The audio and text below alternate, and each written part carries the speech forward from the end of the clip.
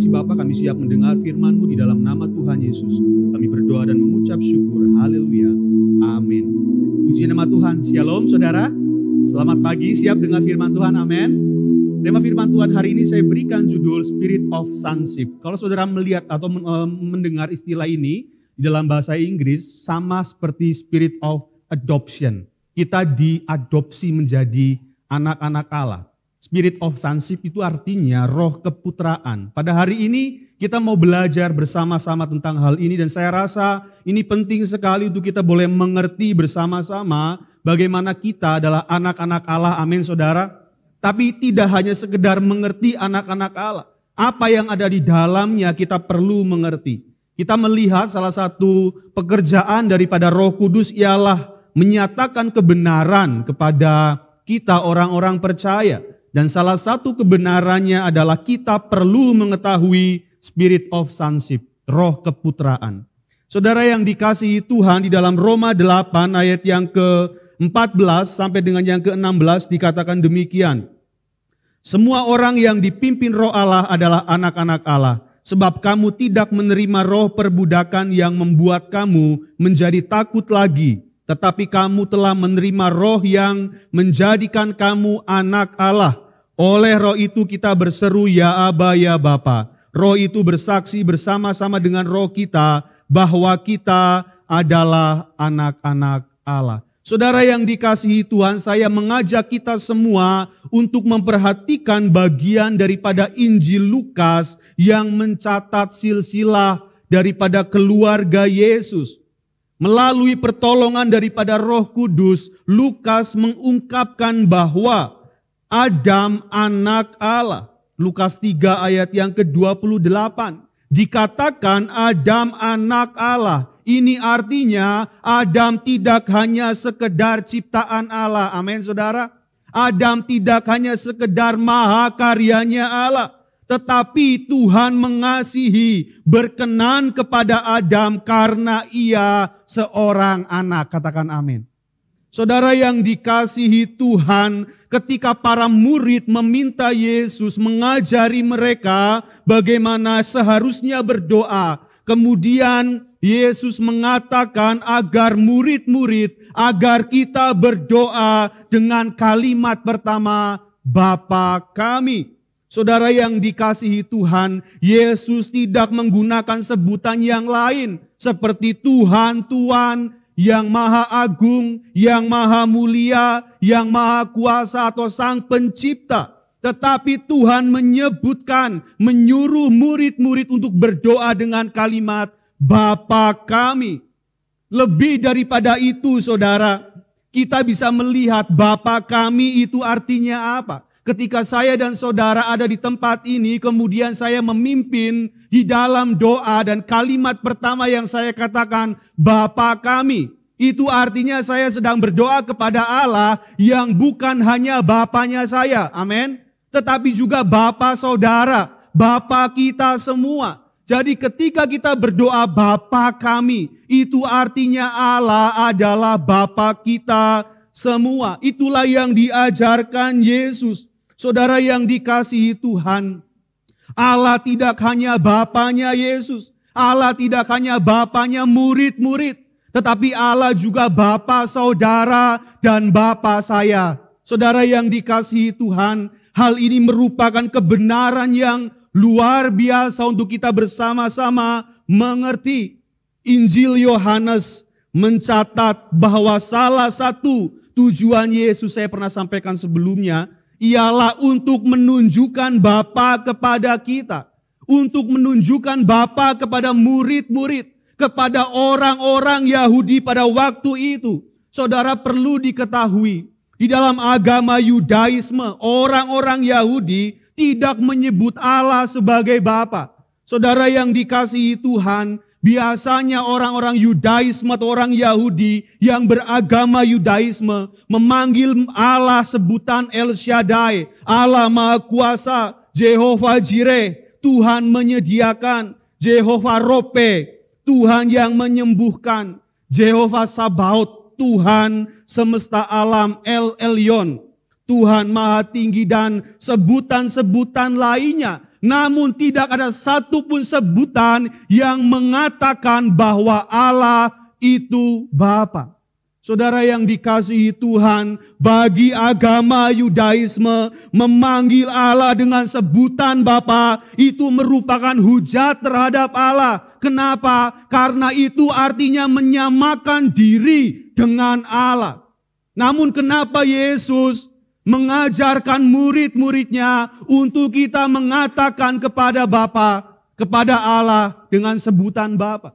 Saudara yang dikasihi Tuhan, ketika Yesus menyebut Allah sebagai Bapa, perhatikan saudara reaksi orang-orang pada saat itu.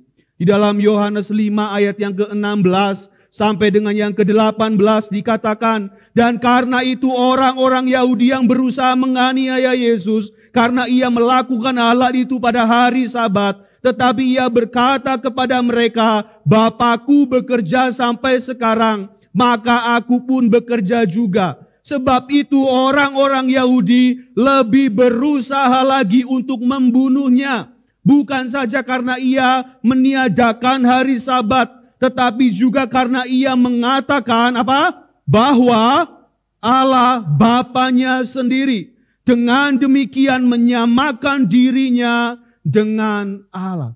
Saudara yang dikasihi Tuhan, saya rasa orang-orang yang menolak memanggil Allah dengan sebutan Bapa tidak mengetahui kebenaran. Mereka memiliki kitab perjanjian lama, tapi mereka enggak bisa melihat dengan jeli kebenaran Allah sebagai Bapa di dalam perjanjian lama. Karena di dalam kitab perjanjian lama Mazmur 82 ayat yang ke-6 dikatakan, Aku sendiri telah berfirman, kamu adalah Allah, dan anak-anak yang maha tinggi kamu sekalian. Saudara mungkin kaget kalau kita mengatakan bahwa kita adalah Allah.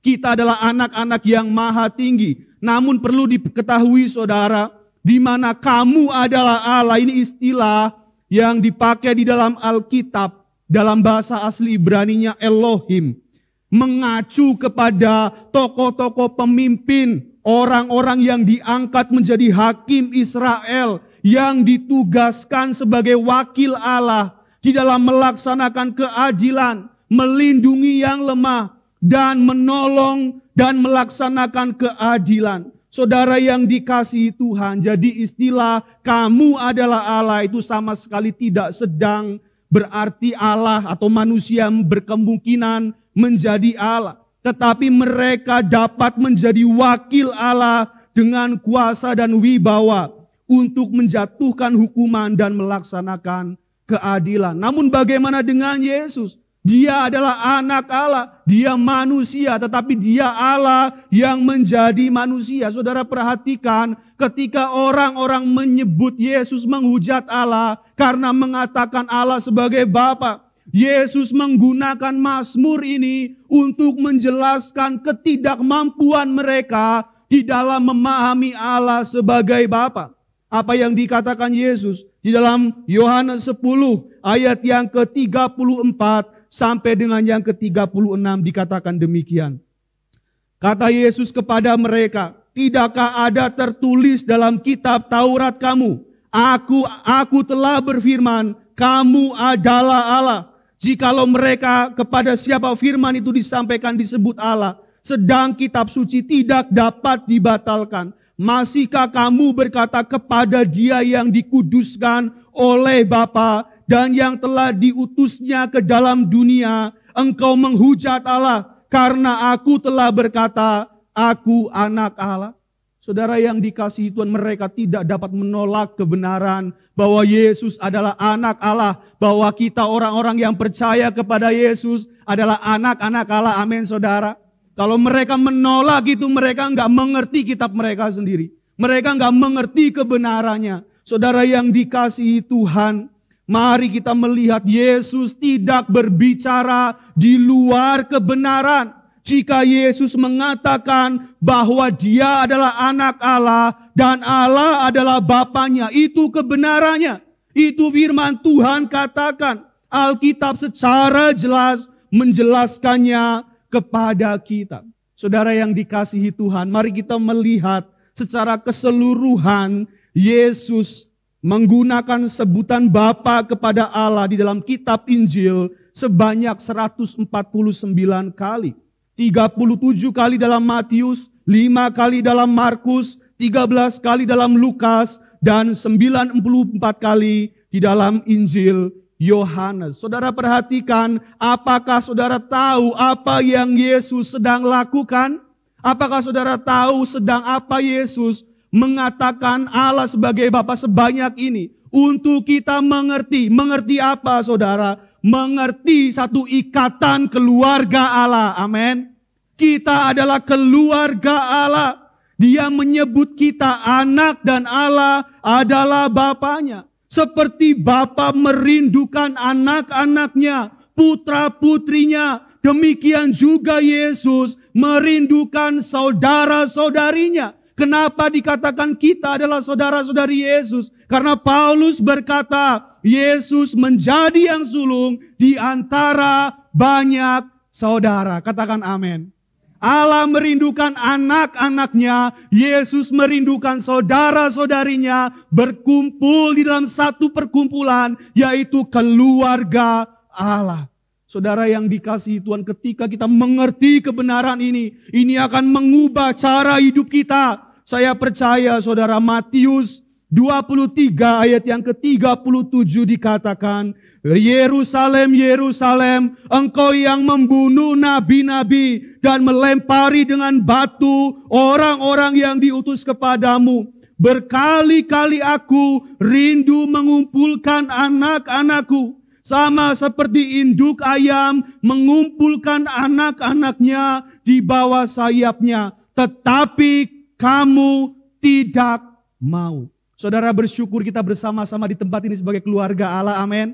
Tetapi ada orang-orang yang tidak mau. Kenapa mereka tidak mau? Karena orang-orang itu tidak mau datang kepada Bapa sebagai anak. Karena mereka tidak mau datang kepada Yesus sebagai saudara. Kenapa saudara? Karena mereka tidak merindukan keluarga Allah. Karena mereka tidak mau hidup sebagai keluarga Allah. Itu artinya mereka tidak memiliki roh keputraan. Mereka tidak punya yang namanya spirit of sonship. Kita adalah orang-orang yang dipersatukan oleh Roh Kudus menjadi anak-anak Allah. Mereka yang tidak ada di dalam keluarga Allah, mereka bukan anak-anak Allah. Saudara yang dikasihi Tuhan, betapa berharga dan mulianya kita boleh bersama-sama menjadi anak-anak Allah di tempat ini. Saudara yang dikasihi Tuhan, mari kita melihat kembali.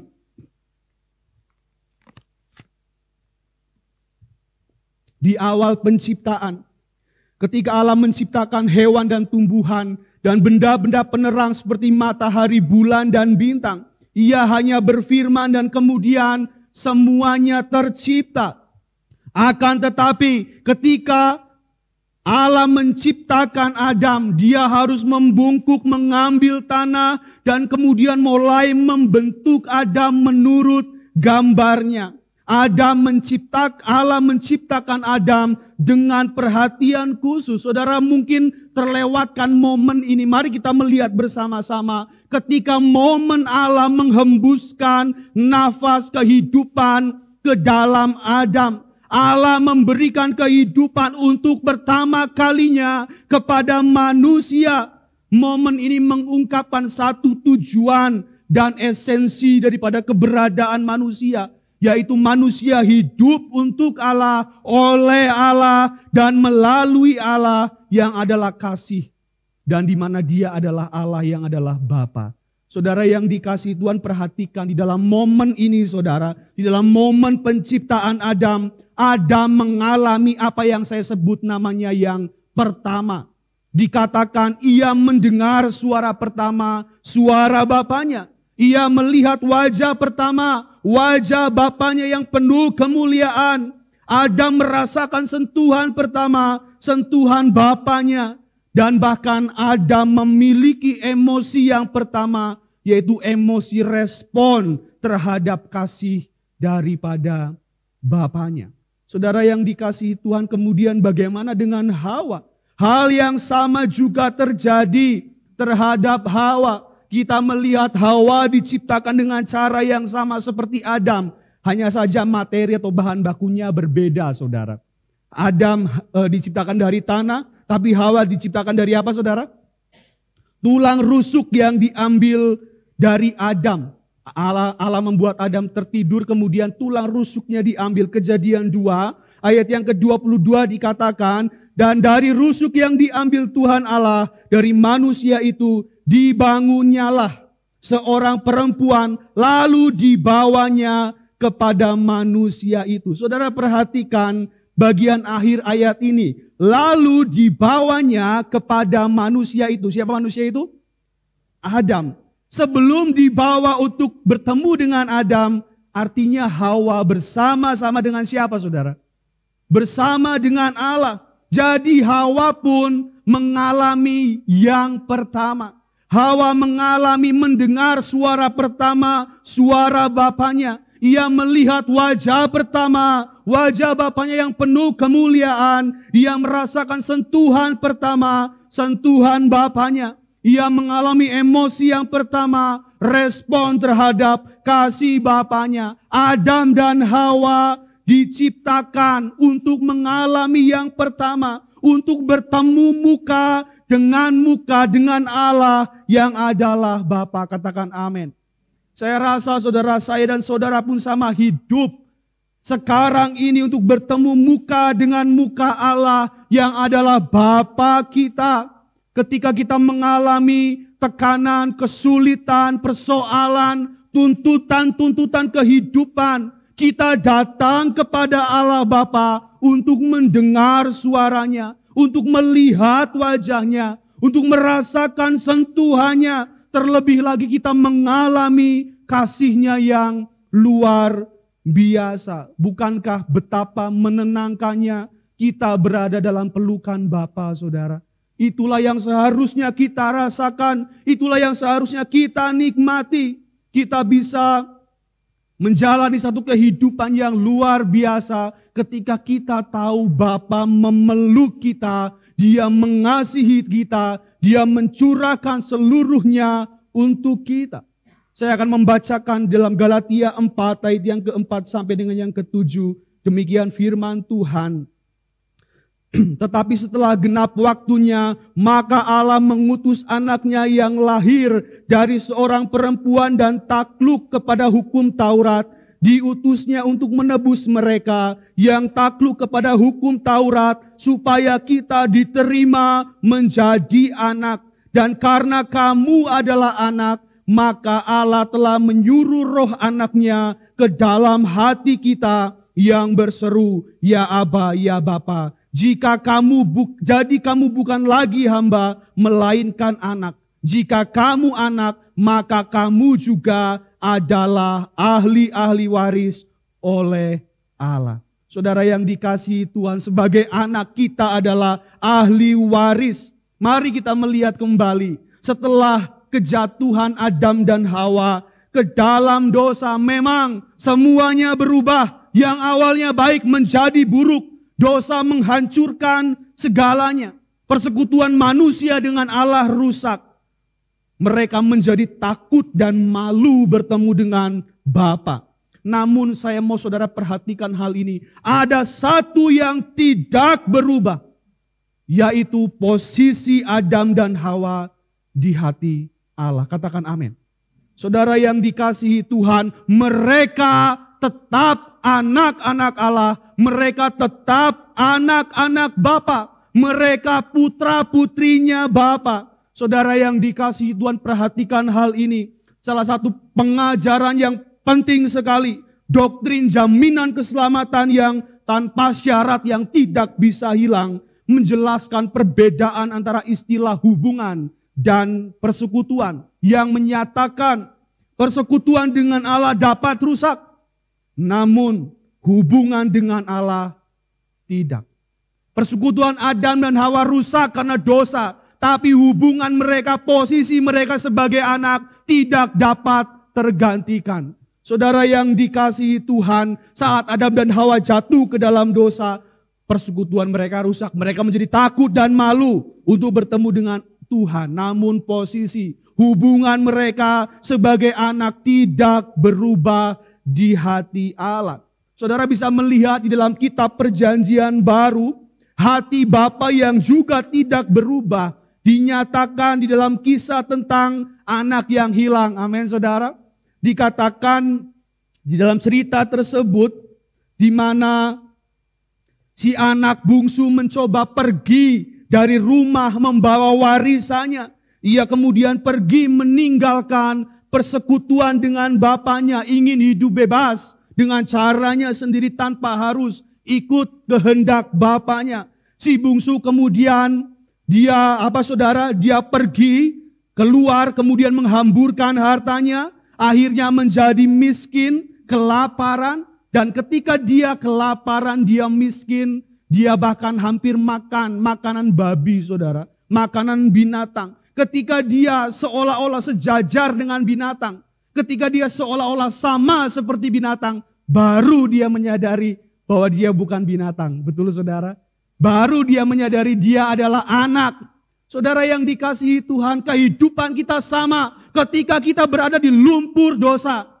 Kita berada di sana, Yesus mengatakan seperti orang yang kembali kepada kubangan babi, saudara. Kadang-kadang lumpur dosa sama seperti diumpamakan kubangan babi. Ketika kita ada di sana, justru di sanalah kita menyadari bahwa kita tidak seharusnya ada di sana. Karena kita bukan babi, saudara. Kita manusia. Ketika si anak yang bungsu itu menyadari dosa-dosanya ada bersama dengan babi, dia baru menyadari dia manusia. Lebih daripada itu, dia adalah anak daripada bapaknya. Saudara yang dikasihi Tuhan, ketika dia menyadarinya, kemudian dia sadar akan dosa dan kesalahannya. Dia anak bapa, tidak seharusnya dia berada di dalam kubangan dosa. Dia kembali, saudara, ia meninggalkan kubangan itu, kemudian datang kepada bapaknya. Saudara yang dikasihi Tuhan, kita mengetahui cerita itu. Ketika dia datang kepada bapaknya menerima dia kembali sebagai anak, saudara. Dan dia memulihkan persekutuan si bungsu anak itu dengan dirinya. Apa yang dilakukan Bapa yang penuh kasih itu, saudara? Dia memakaikan jubah yang terbaik, mengenakan cincin pada jari, dan kemudian sepatu pada kakinya. Apakah tidak ada tujuan ketiga hal ini? Ada tujuannya, saudara. Cincin, jubah, sepatu itu menggambarkan persekutuan yang dipulihkan, tetapi juga mengingatkan kembali kepada si bungsu bahwa dia adalah anak daripada bapaknya.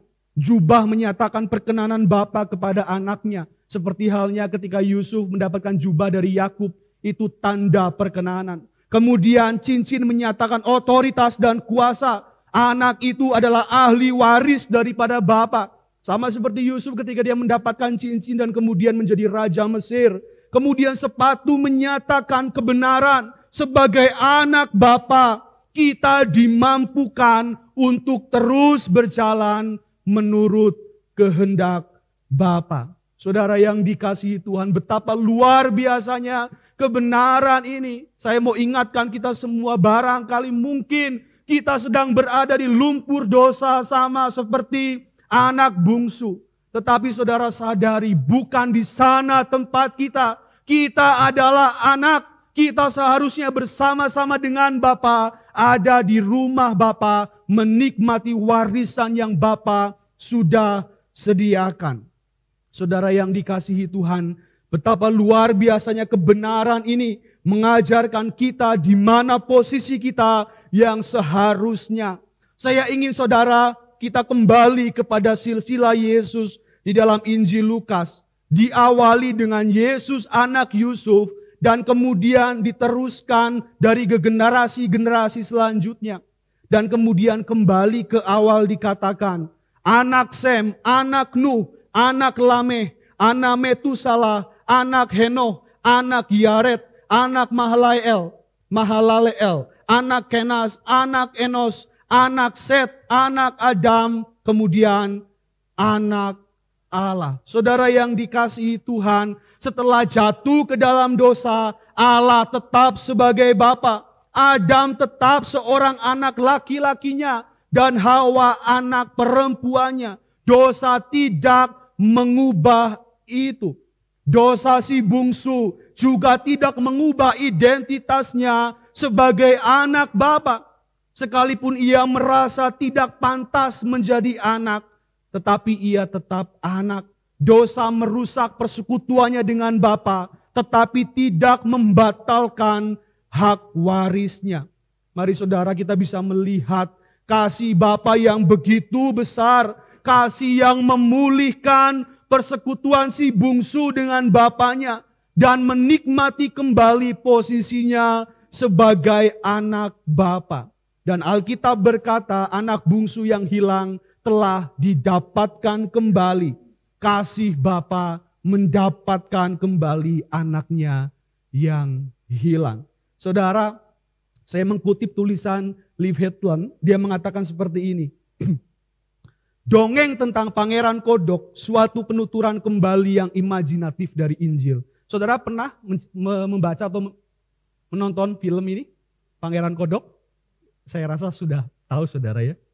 Dongeng itu mengajarkan kita bahwa kita harus dikasihi dalam semua keburukan kita sebelum kita bisa menjadi indah. Yang hanya suatu cara lain untuk mengatakan bahwa ketika kita masih berdosa, Kristus mati bagi kita. Intinya, baik dalam dongeng maupun Injil, tak peduli si kodok yang sangat menjijikan, tidak peduli kulitnya yang sangat berlendir, tidak peduli apapun si kodok, yang penting adalah siapa Allah. Di atas segalanya Allah adalah kekasih. Ia melihat kita yang nantinya menjadi pangeran, menjadi putri, dimahkotai kita dengan ciumannya. Kita tahu saudara film atau dongeng itu, si putri kemudian mencium kodok itu saudara, dan seketika itu juga kemudian si kodok itu berubah menjadi saudara? Menjadi pangeran atau menjadi menjadi pangeran saudara. Saudara yang dikasihi Tuhan, kita bisa melihat suatu gambaran yang begitu sangat jelas dalam kondisi berdosa dan betapa bobroknya kita.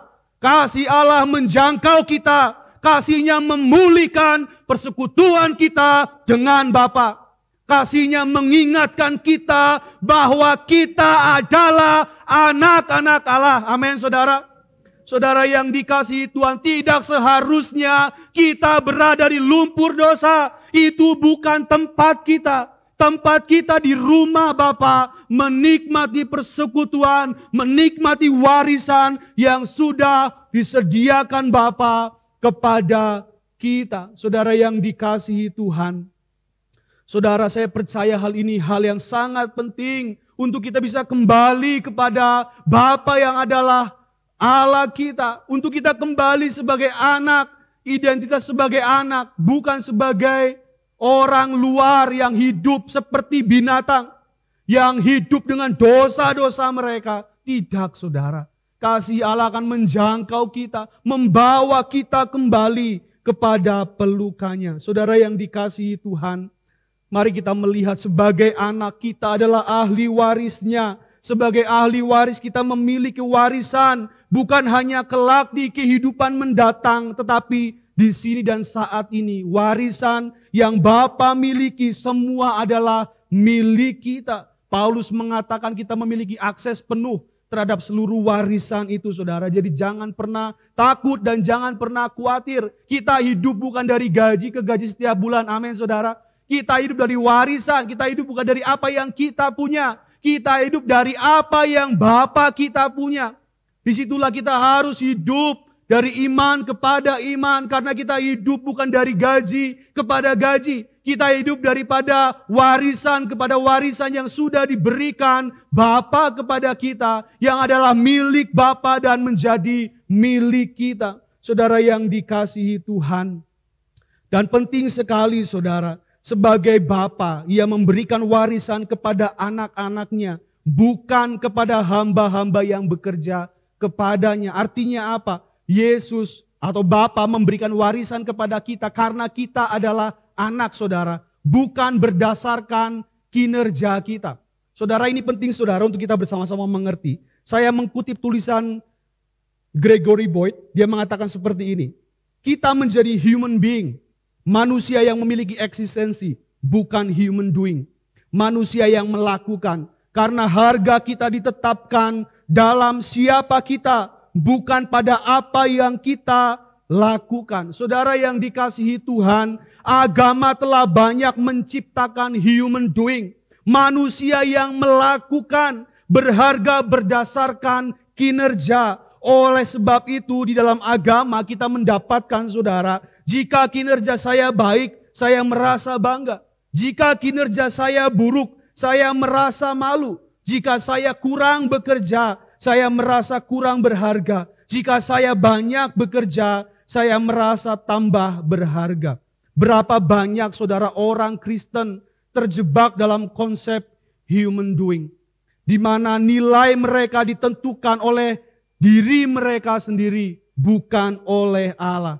Tapi pada hari ini kita mau bersama-sama menyadari kita harus memiliki konsep human being, manusia yang memiliki eksistensi. Keberhargaan kita adalah karena kita sebagai anak-anak Bapa. Amin saudara. Kita adalah anak-anak Bapa. Kita adalah anak-anak yang dikasihi oleh Bapa. Kita berharga karena siapa kita, bukan karena apa yang kita lakukan. Kita berharga karena kita adalah anak. Sekali lagi saudara, saya mau katakan tidak berarti perbuatan kita tidak penting. Tetapi lebih daripada itu, perbuatan itu menunjukkan bahwa kita adalah anak. Kita berharga karena kita adalah anak. Karena kita adalah anak, maka kita juga melakukan pekerjaan-pekerjaan sesuai dengan kehendak Bapa. Tetapi harga kita adalah anak-anak Allah. Jadi saudara yang dikasihi Tuhan, pada hari ini sadari kehidupan kita sadar sepenuhnya kita adalah anak-anak Allah dan Dia memelihara kehidupan kita dengan sempurna. Saudara yang dikasihi Tuhan, saya tidak lanjutkan khotbah saya, masih cukup panjang, tapi biarlah pada hari ini saudara bisa menangkap poin penting bagaimana kita adalah anak-anak Allah dan Allah adalah Bapa kita. Amin buat firman Tuhan. Mari kita berdoa. Terima kasih Tuhan buat kebaikan-Mu. Pada hari ini kami boleh kembali mendengar kebenaran firman Tuhan. Kami menyadari bahwa kami adalah anak-anak Bapa. Kami adalah anak-anak Bapa. Kami hidup dari warisan Bapa, bukan dari kinerja kami. Kami percaya Engkau memberkati kami karena kasih-Mu kepada kami sebagai anak-anak-Mu. Kami percaya Tuhan, kami hidup sebagai anak-anak Bapa, bukan hidup di lumpur dosa. Tapi kami hidup di dalam sebuah rumah yang indah, yang penuh kasih, yang penuh cinta, di mana kami bertumbuh, kami hidup, kami mulai menjadi anak-anak yang terus mengerti kehendak Bapa di dalam rumah Bapa, bukan di luar rumah Bapa. Dan kami percaya kasih Tuhan membawa kami kembali, menerima kami kembali dalam persekutuan bersama dengan Bapa